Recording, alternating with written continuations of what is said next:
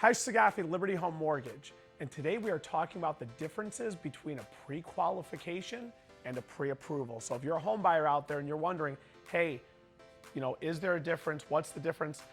There's a generally accepted difference between pre-qualifications and pre-approvals.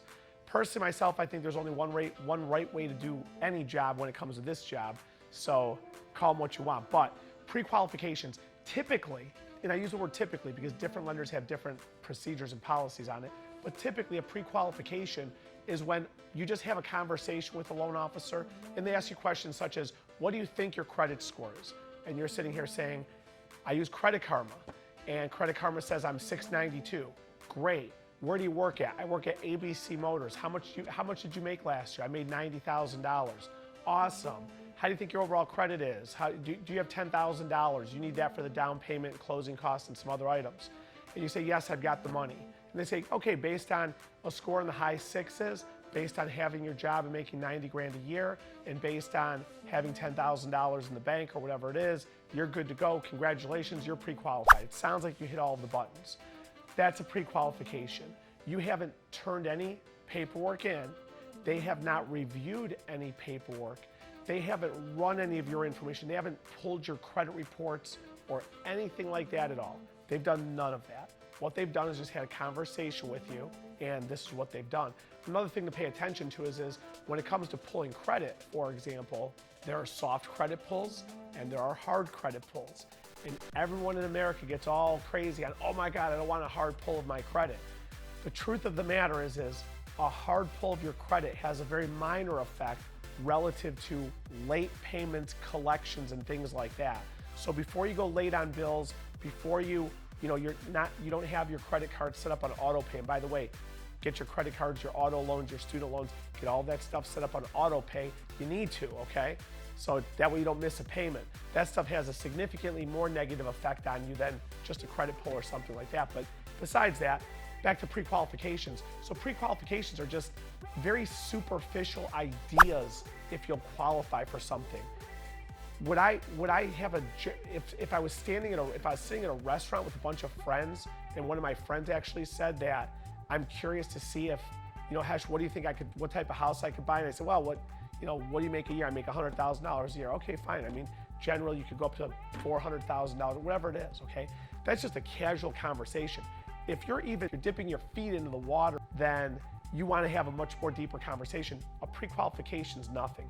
You definitely should not be going and looking at houses just based on some superficial conversation. Let's talk about pre-approvals. Now keep in mind, pre-qualification, I asked you what your credit score was. I asked you what your credit history was like.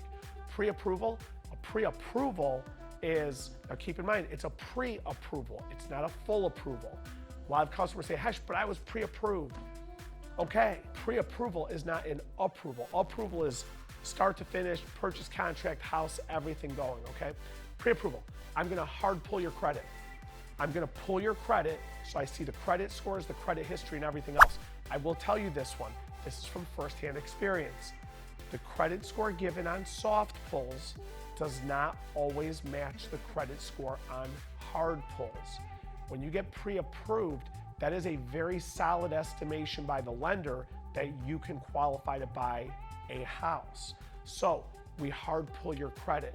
I physically, me the loan officer, look at your credit history. I do not ask you about it, okay? Let's talk about income. Pre-qualification, I asked you how much you made. You said last year I made $90,000, and I said that's good enough, okay? Pre-approval, give me your last 30 days of pay stubs. Your two most recent pay stubs dated within the last 30 days is what I say to people, okay? Give me your last 2 months of bank statements. Give me your last 2 years of W-2s. Give me your last 2 years of filed tax returns. Notice I use the word filed.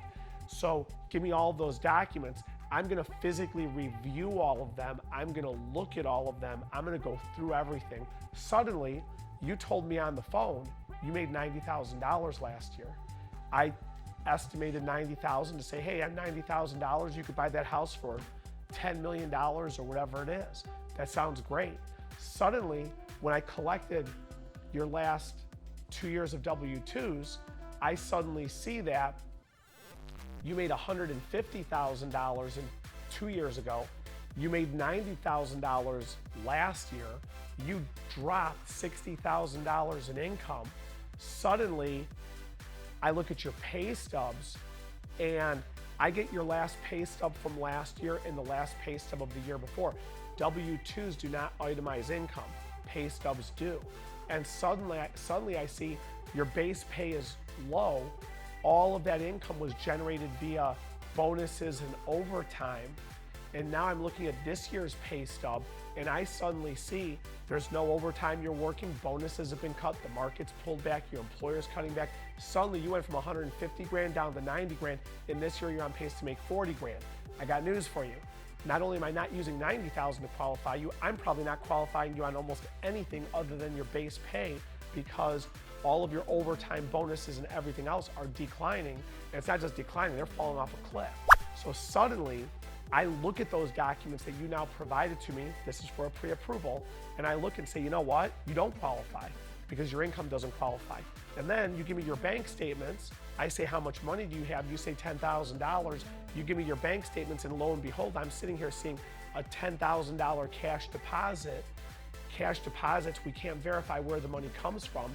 And I say, I can't use that deposit because it's cash and you cannot prove where it came from. You say, hush, it was mattress money under my bed. And I say, you can't prove it. You cannot prove the source of cash. So suddenly, maybe you do have a 690 score. Maybe your credit history does check out. I can't use your income. I can't use the 10 grand. Guess what? You don't qualify. The pre-qualification was verbally over the phone, sounded great. You were already going to furniture stores and buying furniture, okay? But then when we do the pre-approval, that's when we start digging in and pulling credit, collecting docs, reviewing things and running numbers. We do all that, you don't qualify. The differences between a pre-qualification and pre-approval are big. If you want the job done right, get pre-approved. If you want to have a conversation with somebody sitting at the bar, go sit at the bar, and who knows who you see there, and see what they say, okay? At the end of the day, keep following all of my videos because they all have very good information such as this. There's a lot of them out there. Make sure you share this on your page, especially if you're a real estate agent. And then of course, subscribe to my page and catch my other videos, and we'll see you at the next one.